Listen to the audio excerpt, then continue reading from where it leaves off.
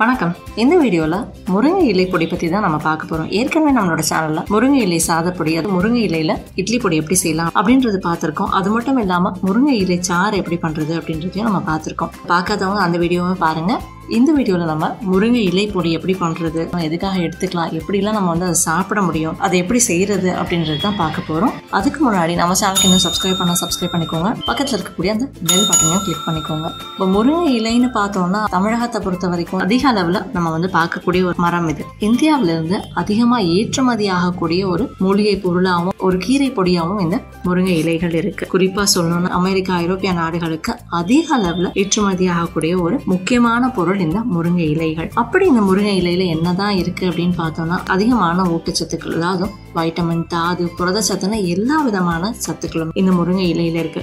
இது வந்து ஒரு சூப்பர் ஃபுட் அப்படின்னு கூட சொல்லலாம். இதை பத்தி தெரிஞ்ச நம்மளுடைய முன்னோர்கள் ஒவ்வொரு வீட்டிலையும் கட்டாயம் இருக்க வேண்டிய ஒரு மரமா வச்சிருந்தாங்க. இன்னைக்கும் கிராமப்புறங்கள்ல பார்த்தோம்னா எல்லார் வீடுகள்லயுமே வந்து முருங்கை மரம் இருக்கும். நகரங்கள்லயுமே நிறைய பேர் இன்னைக்கு மாடி தோட்டத்திலயும் வந்து முருங்கை மரத்தை வளர்க்கறது உண்டு. பொதுவா ஒரு வீடு அப்படின்னா அந்த வீட்டுல வந்து செம்பருத்தி பூக்கள், முருங்கை இலைகள் வந்து கட்டாயம் நம்ம வந்து பார்க்கக்கூடிய ஒன்றாவே இருக்கும். அந்த அளவுக்கு மருத்துவ குணங்கள் அதிகமா இருக்கக்கூடிய ஒரு சிறந்த கீரைன்னு சொல்லலாம். இதை ஒரு அற்புதமான மூலிகைன்னு இதை நம்ம சொல்லலாம். சரி, எப்படி வந்து இந்த முருங்கை கீரையை நம்ம வந்து பொடியா தயாரிக்கிறது அப்படின்னு பார்த்தோம்னா ரொம்ப சுலபமான ஒண்ணுதான். முதல்ல எந்த மாதிரியான இலைகளை தேர்ந்தெடுக்கணும் அப்படின்னு பார்த்தோம்னா புதுசா இருக்கக்கூடிய இலைகளா பச்சை நிறத்துல நல்ல ஒரு கனமாவும் இருக்கிற மாதிரி இலைகளை தேர்ந்தெடுத்துக்கணும். முதிர்ந்த இலைகளை நம்ம வந்து பயன்படுத்துறத தவிர்த்துடலாம். ஏன்னா அந்த இலைகள்ல பார்த்தோம்னா சத்துக்கள் கொஞ்சம் குறைவா இருக்கும். அதனால அந்த இலைகளை தவிர்த்துட்டு எடுத்துக்கலாம். இலைகளை தேர்ந்தெடுத்ததுக்கு அப்புறமா அதை வந்து ஆஞ்சு எடுத்துட்டு சுத்தம் செஞ்சு தண்ணியில கழுவி எடுத்துக்கலாம். தண்ணியில கழுவி எடுத்துக்கிறத விட என்ன பண்ணலாம் அப்படின்னா, முதல் நாள் வந்து மழை பெஞ்சிருக்கும், அடுத்த நாள் காலையில நம்ம வந்து இந்த இலைகளை பறிச்சு எடுத்துக்கும் பொழுது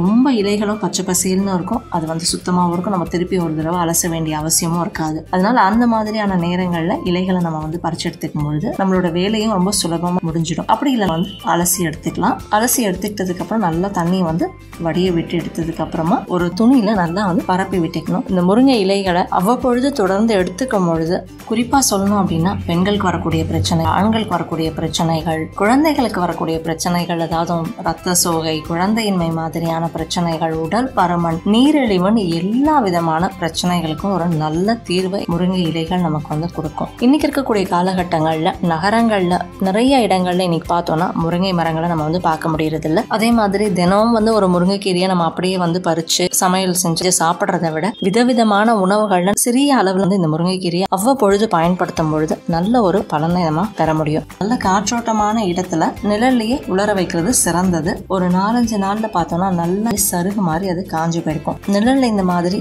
உலர வைக்கும் பொழுது அதனுடைய பச்சை நிறம் வந்து பெரிய அளவுல போயிருக்காது. அதனால ஊட்டச்சத்துக்களும் அதிகமா இருக்கும். அந்த நிறமை சத்துக்களும் நமக்கு சீரா கிடைக்கும். என்னென்ன மாதிரியான சத்துக்கள் இந்த முருங்கைக்கீரையில இருக்கு அப்படின்னு பார்த்தோம்னா வைட்டமின் சத்துக்கள், தாது சத்துக்கள், புரதச்சத்துக்கள், அமினோ ஆசிட்ஸ், ஆன்டி ஆக்சிடென்ட் நிறைய சத்துக்கள் இதுல இருக்கு. நீரிழிவு மாதிரியான பிரச்சனைகளுக்கு ஒரு அற்புதமான மருந்து இந்த முருங்கைக்கீரை. இந்த முருங்கைக்கீரையினுடைய பொடியும் இருதய நோய்கள், இருதயம் சார்ந்த பிரச்சனைகளுக்கும் சிறந்த ஒரு மருந்தா இருக்கு. கொலஸ்ட்ராலை குறைக்கிறதுக்கு பெரிய அளவுல உதவக்கூடியதாகவும் இது இருக்கும். பெண்களுக்கு வரக்கூடிய சுண்ணாம்பு சத்து குறைபாடுகளுக்கும் எலும்பு சார்ந்த நோய்கள் பிரச்சனைகளுக்கும் ஒரு அற்புதமான தீர்வை இந்த முருங்கை இலைகள் கொடுக்கும். இந்த முருங்கை இலை பொடியை வந்து நம்ம ஒவ்வொரு நாளும் சிறிய அளவுல ஏதோ ஒரு விதத்துல நம்ம பயன்படுத்தும் பொழுது சுண்ணாம்பு சத்து குறைபாடு, ரத்த சோகைக்கு, எலும்பு நோய்களுக்கு முற்றுப்புள்ளி வைக்கலாம் அப்படின்னு கூட சொல்லலாம். உடல் எடையை குறைக்கிறதுக்கு, நோய் எதிர்ப்பு சக்தியை அதிகரிச்சு கொடுக்கக்கூடிய ஒரு அற்புதமான மருந்து. தோல் சார்ந்த நோய்கள், சருமத்தில் வரக்கூடிய நிறைய பிரச்சனைகளுக்கு சிறந்த ஒரு தீர்வை கொடுக்கும். இதை இப்ப நல்லா காஞ்சதுக்கு அப்புறமா நம்ம வந்து இதை கையிலேயே நல்லா வந்து நுணுக்கி விடணும்னாலும் நுணுக்கி விட்டுக்கலாம். அதாவது பொரியல் மாதிரியான உணவுகளை நம்ம சேர்க்க போறோம், இல்ல அடை மாதிரி செய்யக்கூடிய உணவுகள்ல நம்ம வந்து சேர்க்க போறோம் அப்படின்னா நல்லா வந்து கையிலேயே வந்து அதை நுணுக்கிட்டு நம்ம வந்து ஒரு பாட்டில சேர்த்து வச்சுக்கலாம். இல்ல நான் வந்து தேநீராவும் இல்ல ஜூஸாவும் போட்டு சாப்பிட போறேன் அப்படின்றவங்க வந்து மிக்சியில கொஞ்சம் நல்லா நைஸா அரைச்சு எடுத்துக்கலாம். சூடு ஏறாத மாதிரி கொஞ்சம் நிறுத்தி நம்ம வந்து அரைச்சு எடுத்துக்கிட்டோம்னா கண்ணாடி பாட்டில போட்டு பத்திரப்படுத்தி வச்சுக்கலாம். இப்ப இது எப்படிலாம் நம்ம பயன்படுத்துறது அப்படின்னு பார்த்தோம்னா ஒரு பானமாவும் தயாரிச்சு சாப்பிடலாம். அதாவது முருங்கை இலை பார்த்தோம்னா சத்துக்கள் அதிகமா இருக்கக்கூடிய ஒரு கீரை வகை. அதிகமா நம்ம சாப்பிடும் பொழுது பொழுது அது வந்து சில உடல் உபாதைகளை கொடுக்கும். அதனால ரொம்ப குறைஞ்ச அளவு நம்ம வந்து இந்த பொடிகளை எடுத்துக்கிறது சிறந்தது. அப்போ ஒரு பானமா நம்ம தயாரிக்கும் பொழுது ஒரு டம்ளர் தண்ணியை நல்லா சுட வச்சுட்டு அதுல வந்து ஒரு தேக்கரண்டி அளவு முருங்கை இலை பொடியை வந்து நம்ம சேர்த்துட்டு நல்லா ஒரு கொதிக்க விட்டதுக்கு அப்புறமா அடுப்பு அணைச்சிட்டு தேன் கலந்து சாப்பிடலாம். இந்த மாதிரி சாப்பிடும் பொழுது செரிமானம் சார்ந்த பிரச்சனைகள், செரிமான மண்டலத்து வரக்கூடிய எல்லா விதமான தொந்தரவுகள்ல இருந்து நம்மளை பாதுகாக்க முடியும். இல்ல நம்ம வந்து ஒரு உணவா சாப்பிடலாம் அப்படின்னும் பொழுது நம்ம ஒரு சூப் செய்யறோம்னா அந்த சூப்ல கொஞ்சம் ஆட் பண்ணிக்கலாம். இல்ல காய்கறிகள் செய்யறோம்னா அந்த காய்கறிகளை இறக்குறதுக்கு முன்னாடி ஒரு 2 பிஞ்ச் அளவுக்கு அதுல சேர்த்துக்கலாம். அப்படி இல்லைன்னா சாலடோட நம்ம சேர்த்துக்கலாம். ஏதாவது ஒரு பொரியல் பண்றோம்னா அதுல சேர்த்துக்கலாம். சாம்பார்ல கூட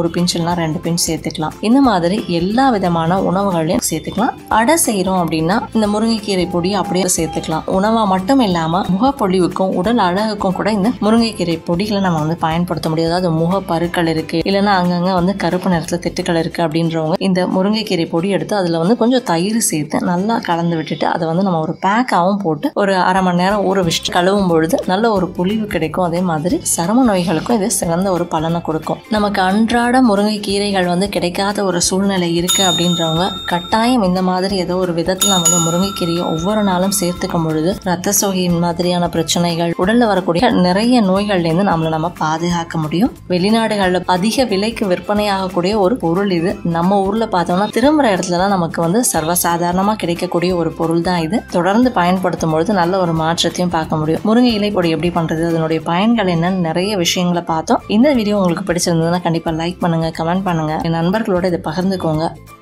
என் ஆரோக்கியம், என் குடும்பத்தின் ஆரோக்கியம், என் சமூகத்தின் ஆரோக்கியத்திற்கான பயணம் இது. கைகோர்ப்போம், ஆரோக்கியத்திற்கு விதையாவோம். நன்றி.